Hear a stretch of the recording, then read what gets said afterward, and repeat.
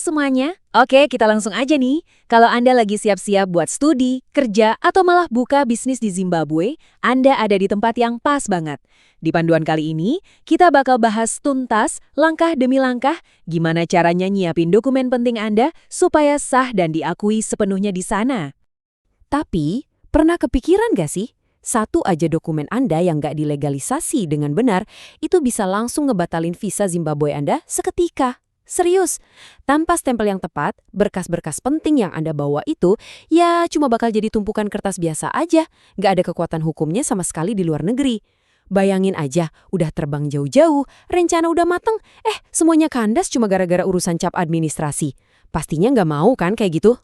Makanya di panduan ini kita punya rute yang jelas banget. Pertama, kita bahas konsep dasarnya. Kedua, kategori dokumen. Ketiga, checklist persiapan. Keempat, alur langkah-langkahnya. Dan kelima, solusi cepatnya. Kita bakal bedah birokrasi yang kelihatannya ribet ini jadi sepotong-sepotong biar gampang banget dicerna. Oke, kita masuk ke bagian pertama nih, konsep dasar. Sebenarnya apa sih legalisasi atau attestation itu? Sederhananya gini, legalisasi itu adalah proses resmi buat ngesahin dokumen dari negara asal kita supaya dokumen itu diakui, valid, dan punya kekuatan hukum di mata pemerintah Zimbabwe. Poin kuncinya di sini adalah kita ngasih kekuatan hukum yang nyata. Ini bukan sekedar formalitas basa-basi loh, ini cara wajib dari mereka buat mastiin dokumen Anda itu asli, memenuhi syarat, dan pastinya buat mencegah segala macam penipuan atau pemalsuan. Nah, sekarang masuk ke bagian kedua, kategori dokumen. Ada 3 jenis wajib yang harus Anda bawa. Biar gampang ingat, kita bagi dokumennya jadi 3 keranjang. Keranjang pertama, pendidikan. Buat Anda yang mau kuliah di sana, siap-siap legalisasi ijazah, transkrip nilai, atau sertifikat keahlian Anda. Keranjang kedua, pribadi. Ini biasanya buat urusan kependudukan, atau kalau Anda ada di pernikahan campuran, siapin dokumen kayak akta lahir, buku nikah, atau surat kuasa. Terus keranjang ketiga, perusahaan. Ini khusus buat para pengusaha atau investor nih. Anda wajib nyiapin izin usaha, akta pendirian, sampai kontrak bisnis. Selalu ingat 3 kategori ini ya, soalnya dokumen inilah yang bakal jadi tiket masuk Anda di Zimbabwe. Lanjut ke bagian ketiga, checklist persiapan. Ini ibarat barang bawaan wajib sebelum kita masuk menembus birokrasi. Syarat-syarat ini benar-benar nggak bisa ditawar ya. Anda wajib pegang dokumen asli dan fotokopi resminya. Terus, nah ini yang sering banget bikin orang kepleset. Kalau dokumen Anda bukan dalam bahasa Inggris, wajib banget diterjemahin pakai jasa penerjemah tersumpah alias one translator, lengkap sama stempel resminya. Jangan coba-coba pakai terjemahan biasa, karena pasti langsung ditolak mentah-mentah. Selain itu, pastikan form aplikasi udah diisi lengkap, siapin identitas kayak KTP atau paspor, dan tentunya siapin dana buat biaya legalisasinya. Sekarang kita masuk ke bagian keempat yang paling penting, alur langkahnya. Gimana sih cara menavigasi birokrasi ini?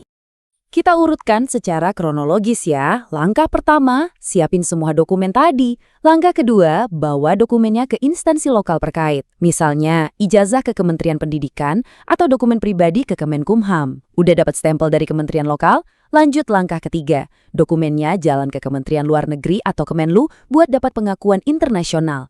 Langkah keempat, baru deh kita serahin semuanya langsung ke Kedutaan Besar Zimbabwe. Di langkah kelima, staf kedutaan bakal ngecek dan verifikasi dengan sangat ketat keaslian dokumen dan semua stempel kementerian sebelumnya. Kalau semuanya beres, masuk ke langkah keenam, yaitu pengambilan akhir dokumen yang sekarang udah punya kekuatan hukum penuh. Tapi kita juga harus realistis soal waktu nih. Ini jelas bukan proses yang bisa kelar dalam semalam. Hari pertama, jujur aja pasti habis buat urusan persiapan dan terjemahan tersumpah. Masuk minggu pertama Anda bakal sibuk lari-larian legalisasi di kementerian lokal. Masuk minggu kedua, mulai antre deh di Kemenlu. Dan di minggu ketiga atau bahkan lebih, barulah dokumen itu ngantre buat diverifikasi di kedutaan sampai akhirnya bisa diambil. Tergantung panjangnya antrean dan volume dokumen, perjalanan multitahap ini benar-benar butuh kesabaran dan persiapan dari jauh-jauh hari. Mendengar alur sebanyak itu, saya paham banget kalau Anda sekarang mungkin mikir, aduh ribet banget sih. Ya, bolak-balik ngurusin multi kementerian itu emang nguras waktu dan tenaga banget. Kelihatan melelahkan pastinya. Tapi pesan saya, jangan sampai birokrasi yang panjang ini menunda tujuan internasional Anda. Tujuan Anda, entah itu buat masa depan karir, pendidikan, atau ekspansi bisnis, itu terlalu penting untuk berhenti cuma gara-gara tumpukan administrasi.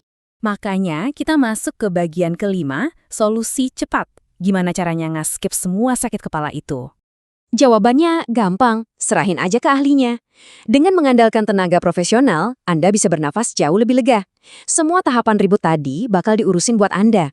Mulai dari konsultasi awal buat mastiin dokumen yang relevan, persiapan legalitas yang lengkap di kementerian lokal, urusan di Kemenlu, dan pengajuan ke kedutaan Zimbabwe, sampai layanan antarjemput dokumen langsung ke tangan Anda. Menggunakan jasa ahli itu memastikan gak ada kesalahan sepele yang ujung-ujungnya bikin dokumen ditolak dan makan biaya lebih besar. Intinya, Anda benar-benar nggak perlu ngurusin semuanya sendirian. Mulailah proses yang santai dan bebas repot ini hari ini juga dengan mengunjungi website mereka di jangkargroups.co.id. Anda bisa menyerahkan semua kerumitan birokrasi ini sepenuhnya ke tim yang udah ahli. Jadi, sebagai penutup, saya mau ngasih satu pertanyaan nih buat Anda. Udah siap ambil langkah besar berikutnya di Zimbabwe tanpa harus terbebani stres mikirin tumpukan dokumen? Ingat ya, fokus aja sama tujuan utama Anda. Jadilah mahasiswa yang sukses, profesional yang handal, atau investor yang cerdas. Dan biarin urusan birokrasi ini diselesaikan sama ahlinya. Makasih banyak udah ngikutin pembahasan mendalam kita hari ini. Semoga benar-benar mencerahkan dan sampai jumpa di panduan menarik kita berikutnya.